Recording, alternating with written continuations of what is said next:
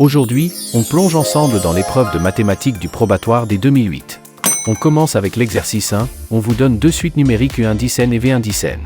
On sait que U0 vaut 20 000, et que U1 10 n plus 1 est égal à 1,05 par U1 10 n plus 1000, et que V1 10 n est égal à U1 10 n plus 20 000. On doit montrer que V1 10 n est une suite géométrique de raisons 1,05, puis exprimer V1 10 n et U1 10 n en fonction de n.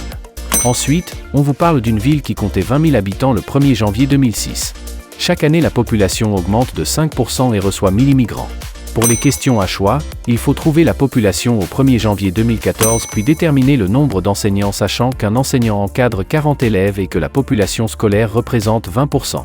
On enchaîne avec l'exercice 2, on doit d'abord montrer que 1 plus racine carrée de 2 le tout au carré est égal à 3 plus 2 racine carrée de 2.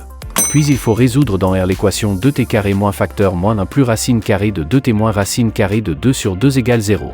L'équation grand E est 2 cosinus carré de x moins facteur moins 1 plus racine carrée de 2 cosinus moins racine carrée de 2 sur 2 égale 0. On doit trouver les solutions dans l'intervalle fermé 0, 2π ouvert, puis placer les points images sur un cercle trigonométrique. On passe maintenant à la partie A du problème, on considère la fonction g définie par g de x égale x au carré plus x plus 2 le tout divisé par x moins 1. On doit étudier son sens de variation, étudier ses limites quand x tend vers plus l'infini, moins l'infini et 1, dresser le tableau de variation, puis montrer qu'il existe 3 réels a, b et c'est tel que g de x est égal à ax plus b plus c divisé par x moins 1. On en déduit que la courbe possède deux asymptotes dont on doit donner les équations.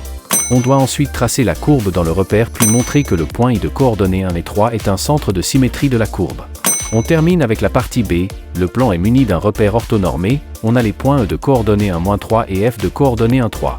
On doit déterminer les coordonnées du point J tel que E soit le symétrique de F par rapport à J.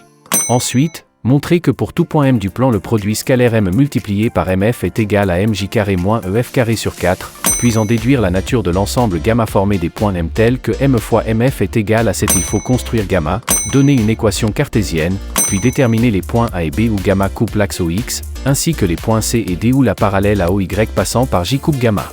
Enfin, on doit donner les coordonnées de A, B, C et D, déterminer la nature exacte du quadrilatère ABCD et calculer son R. Si tu veux la correction en intégralité, laisse un message au numéro à l'écran.